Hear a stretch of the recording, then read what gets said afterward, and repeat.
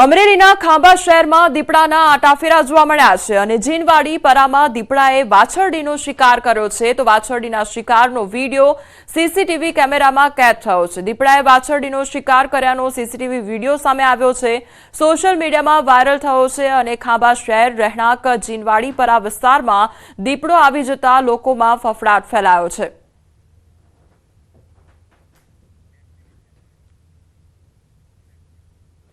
ગીર સોમનાથના ગીર ગઢડાના ફરેડા ગામે દીપડાનો આતંક જોવા મળ્યો છે અને રાત્રે સૂઈ રહેલા વૃદ્ધા પર દીપડાએ હુમલો કર્યો। દીપડાના હુમલામાં વૃદ્ધાનું મોત નીપજ્યું છે। વાડી વિસ્તારમાં રાત્રે સૂતા હતા તે સમયે દીપડાએ અચાનક હુમલો કર્યો હતો। ઘટનાથી ગ્રામજનોમાં ભયનો માહોલ પણ છવાયો છે। માનવભક્ષી દીપડાને પાંજરે પૂરવા માટે ગ્રામજનો દ્વારા માંગ કરવામાં આવી છે। વન વિભાગે દીપડાને પકડવા માટે કવાયત શરૂ કરી છે।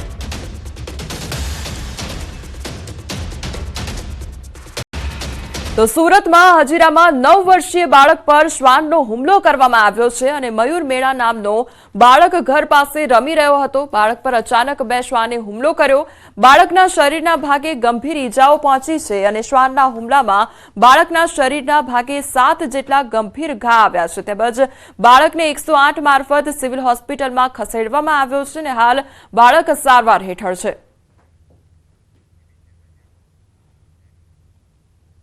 વલસાડની ખાનગી હોસ્પિટલમાં 13 વર્ષીય બાળકનું મોત થતા પરિવારજનોએ હોસ્પિટલ સામે ઉગ્ર રોષ વ્યક્ત કર્યો છે।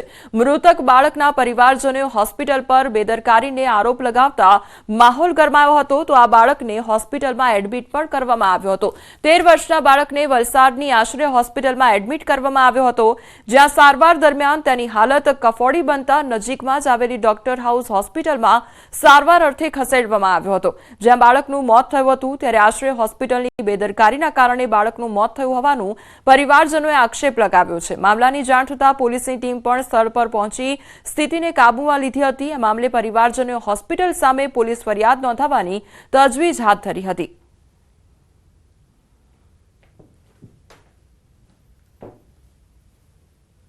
પેલા તાવ હતો, તાવ સારો થઈ ગયો, પછી એને પેટમાં દુખાવો ચાલુ થઈ ગયો। પછી છે ને પેટમાં દુખાવો ચાલુ થઈ ગયો તો એમ ડોક્ટરને કીધું કે સર એને બહુ પેટમાં દુખાવો છે તો સોનોગ્રાફી કરાવો। તો એ લોકો છે ને સોનોગ્રાફીની પરમિશન નહીં આપી। આખી રાત એ છે ને પેનમાં જ હતો। પછી સવાર થઈ તો સવારે બી કીધું કે એકવાર સોનોગ્રાફી કરાવીને ચેક કરી લઈએ, તે બી એ લોકોએ પરમિશન નહીં આપી। પછી બપોર થઈ ને પાછી અમે બહુ રિક્વેસ્ટ કરી, પછી એ લોકો છે ને પરમિશન આપી। પછી એમ કે બધું બંધ હશે। અમે આખું વલસાડમાં બધી જગ્યાએ ફરી વળ્યા, બધું જ પેલું સોનોગ્રાફીની બધું જ બંધ। પછી એ લોકોને કીધું અહીંયા પછી લાવ્યા ને તો એમ કે બ્લડમાં ઇન્ફેક્શન છે ને પેલા જયારે મેં પૂછેલું ને તો બ્લડમાં ઇન્ફેક્શન છે એવું બોલેલા જ નહીં એ લોકો। તો અમે ખાલી એટલું જ માંગીએ કે ખાલી ડોક્ટર અહીંયા આવીને પોતાની ભૂલ સ્વીકારે, બસ। હવે આગળ વાત કરીએ આસ્થાના મહાકુંભ વિશે।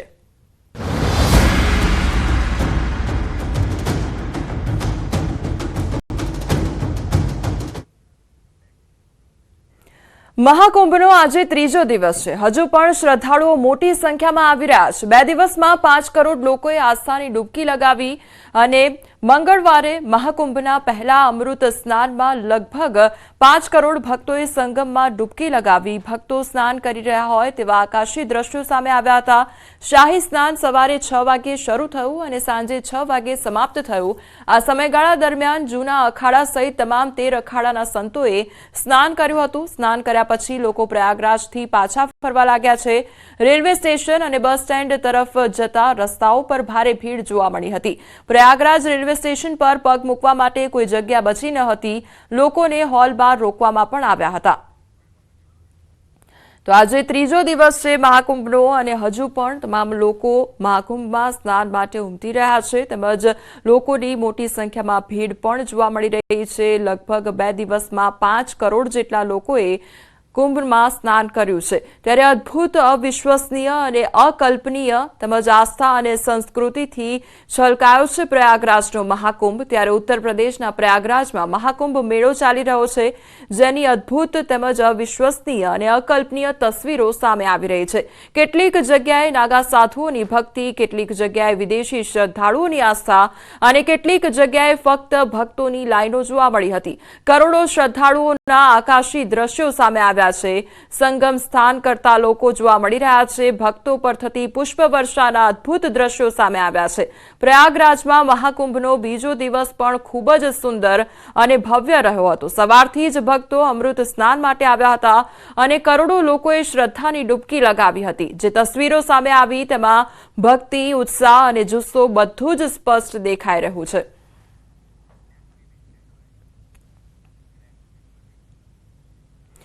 શક્તિપીઠ અંબાજીમાં સાધુ સંતો દ્વારા છેલ્લા 2 વર્ષથી મકર સંક્રાંતિ દિવસે શાહી સ્નાનની પરંપરાનો પ્રારંભ કરવામાં આવ્યો છે। હરિદ્વાર, અલ્હાબાદ, પ્રયાગરાજની જેમ અંબાજીમાં પણ મકર સંક્રાંતિના દિવસે પવિત્ર નદીના કુંડમાં શાહી સ્નાન કરવામાં આવે છે। શાહી સ્નાન કાર્યક્રમના પગલે અંબાજીમાં ઉમટી પડેલા સંતો મહંતોના પગલે સમગ્ર અંબાજી શહેર સંતમય બન્યું છે। ગણેશજીની પાલખી યાત્રા સાથે ગુજરાત અને રાજસ્થાન સહિતના વિવિધ વિસ્તારોમાંથી અંબાજી ઉમટી પડેલા સાધુ સંતો અને નાગા સાધુઓની વાજતે ગાજતે વિશાળ શોભાયાત્રા સમગ્ર અંબાજી શહેરમાં નીકળી હતી, જ્યાં સરસ્વતી નદીના વહેતા પાણીમાં સૌપ્રથમ ગણેશજીની પ્રતિમાને શાહી સ્નાન કરાવ્યું હતું અને ત્યારબાદ તમામ સાધુઓએ આસ્થાની ડૂબકી લગાવી હતી।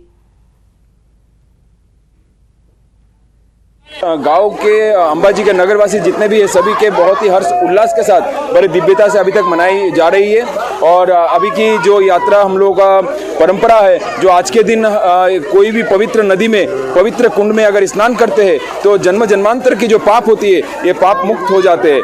144 सालों के बाद महाकुंभ का स्नान हुआ है, ऐसा ही आज ये माँ सरस्वती के प्रागट्य स्थान में भी ये हुआ है।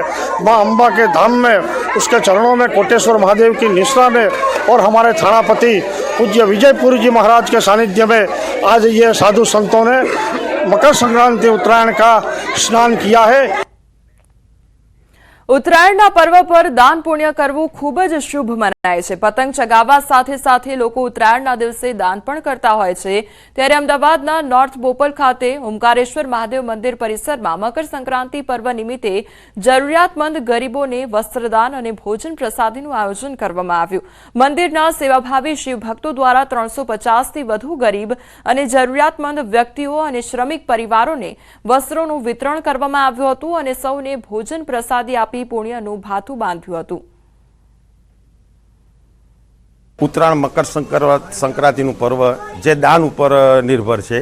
અત્યારે મહાકુંભ ચાલી રહ્યો છે। મહાકુંભની અંદર સ્નાન કરી અને જે ગૌરવ અમે અનુભવીએ છીએ તેવું જ અનુભવ અમને અહીંયા ગાડી આ વસ્ત્રદાન, અન્નદાન એ કરી અને બધાને જમાડી અને એવું દાન અમને દાન કર્યા પછી અમને અંદરથી અનુભૂતિ બહુ સારી થાય। અને ઘી કાંટાથી કોઈ અમારા બધા દાતાઓ દર્દીઓ છે, ધાબળા હાલે છે, કપડાં હાલે છે, એ વસ્ત્રદાનમાં લોકો બાળકોને કોઈ ગરીબોને ધાબળા એ બધું વિતરણ કરવામાં આવે છે। ઘી કાંટા દરજી સમાજ, ઢીમા સમાજ તરફથી જે સહકાર મળે છે એ સહકાર અમને ખૂબ ઉપયોગી થાય છે, જેથી અમે નવા વસ્ત્રો, બાળકોના નાના વસ્ત્રો પણ નવા અને એમને આપી શકીએ। અને ઢીમા સમાજના રણછોડભાઈનો ખૂબ ખૂબ આભાર કે અમને આ કાર્યમાં સહયોગ કરે છે। ઉત્તરાયણના તહેવારમાં પતંગ રસિકો પતંગ ઉડાવવી પર્વની ઉજવણી કરતા હોય છે। ત્યારે પતંગની દોરીના કારણે કેટલાક લોકો ઇજાગ્રસ્ત પણ થાય છે, તેમાં પક્ષીઓ પણ બાકાત નથી। આકાશમાં ઉડતા પક્ષીઓ ઉત્તરાયણ પર સૌથી વધુ ઇજાગ્રસ્ત થતા હોય છે। ત્યારે ભાવનગરની શ્રી જીવરક્ષક દળના યુવક યુવતીઓ નિર્દોષ પક્ષીઓના જીવ બચાવવા માટે સેવાકીય કાર્યમાં જોડાયા છે। ગુજરાત સરકારના વન વિભાગ દ્વારા દર વર્ષે કરુણા અભિયાન અંતર્ગત પક્ષીઓના બચાવ માટે વિશેષ અભિયાન હાથ ધરવામાં આવે છે। આ અભિયાનમાં ભાવનગરની શ્રી જીવરક્ષક દળ સંસ્થા પણ વન વિભાગના સહયોગથી જોડાઈ છે। છેલ્લા 11 વર્ષથી કાર્યરત આ સંસ્થાએ અત્યાર સુધીમાં આશરે 90,000 પશુ પક્ષીઓની સારવાર કરી છે। શ્રી જીવરક્ષક દળ દ્વારા શહેરમાં 2 એમ્બ્યુલન્સ સેવા ચાલુ કરવામાં આવી છે, જે વન વિભાગના સહયોગથી ઇજાગ્રસ્ત પક્ષીઓની તાત્કાલિક સારવાર અને બચાવ કાર્ય કરે છે। જુલાઈ 2014 થી એનિમલ હેલ્પલાઇન અવિરત 365 દિવસ ડે ટાઈમમાં કામકાજ કરે છે।